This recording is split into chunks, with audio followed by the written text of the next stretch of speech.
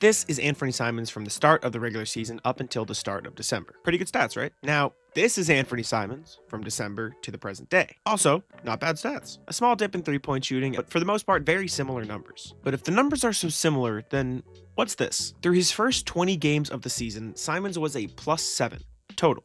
Not per game, total. That means in the 480 minutes he played in those 20 games, the Celtics only won by 7 points when he was on the court. Now, what about from December onward? Well, he's a +144. That's a +7.6 per game. That means since the start of December, in the last 19 games, he has a better per game plus minus than in the first 20 games total, combined. Simons' impact on winning has improved by almost an inexplicable amount in the last month. So, what's the difference? Well, Simons is definitely more comfortable within the flow of the Celtics offense. But the offense was never the biggest problem for Simons. Defense was. And the defensive difference from the start of the season to now has been night and day. In the early part of the season, those first 20 games, Simons was committing 2.1 fouls per game in 24 minutes. Now that number is down to just 1.4 fouls in the same number of minutes. That might not seem crazy, but it's been crucial to Simons' success on that end of the court. Just look at this play against the New York Knicks. Jalen Brunson drives right into Simons. It's late in the shot clock, and all Simons has to do is move his feet and keep his hands out. But at the last second, he swipes down. Brunson gets a foul call, and the Knicks get bailed out. At the start of the year, Simons spoke about how the Celtics wanted him to be more of a defensive playmaker, but this isn't the way to do that. Now, fast forward to January, and Simons' defensive decision-making looks completely different. Here he is against Harden. Look at his hands. At no point does Simons swipe down and try to steal the ball. He just keeps his hand out, and Harden ends up turning it over. Even here against Julius Randle, who is a bigger forward. This was at the very end of November, and you could see the defensive improvements start to shine. Simons could have jumped or swiped his hands down like he did against Brunson, but he stays in position, and Randle has to give the ball up. And here he is against Kobe Sanders. He finds a way to halt the drive without fouling. Simons even did this against Victor Wembanyama. 7'4" Victor Wembanyama. He got switched onto Wemby, who quickly decided to post him up. But rather than fouling or getting too aggressive, Simons just stood his ground. And by the time Wemby was in position to make a move, Luka Garza was there to get the block. This is the exact type of situation Simons has talked about regarding his defensive improvements. Mostly it's just getting around screens, guarding the ball, no matter what,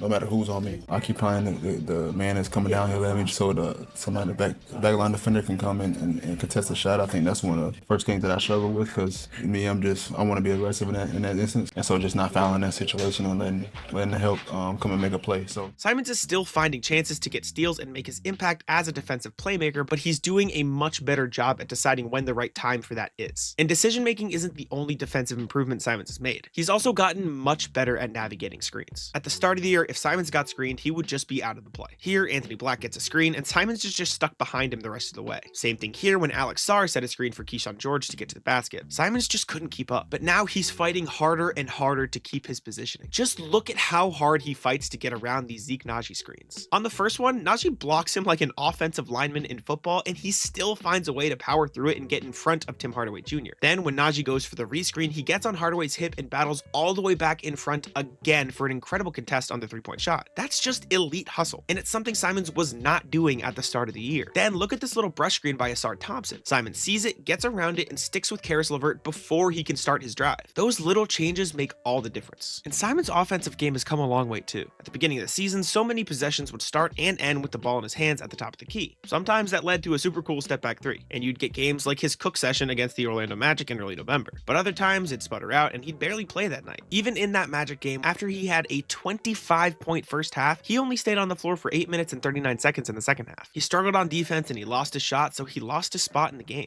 Now, the Celtics are looking for him in his best spots. That means more catch and shoot opportunities, even if the actual numbers are only up a little bit per game, and better spacing. Simons' decision making has improved too. The same types of passes that weren't converting a month or two ago are finding the mark now, especially in the pick and roll. And if those changes aren't enough, Simons is also finding new ways to make an impact on the offense without scoring the ball. He's getting involved as an off-ball screener and crashing from the corners more and more for offensive rebounds. Instead of just running back on defense, Simons is running through the free throw line looking for these offensive rebounding opportunities, which is something he talked about. that was one of the things that I had to adjust to, was just crashing the glass. And usually I'm always used to be always the first guy back. I'm always above the break, and so sometimes now, I'm in the corner a lot more, space on the floor. I just naturally trying to figure out to just run through the nail, run through the free throw line. And a lot of times I found myself a couple times, the ball coming right to me. So it's just those type of plays, finding ways to give us another possession. I think that. And his rebounding efforts have extended to the other end too. Just look at this hustle that helped the Celtics corral a defensive rebound away from Isaiah Stewart. Turnovers have turned into assists, fouls have turned into stops, and the threes haven't stopped falling. Simons is playing the same number of minutes with almost the same number of shots on almost the same level of efficiency. That hasn't changed from the start of the season to now, but everything in between has, and it's made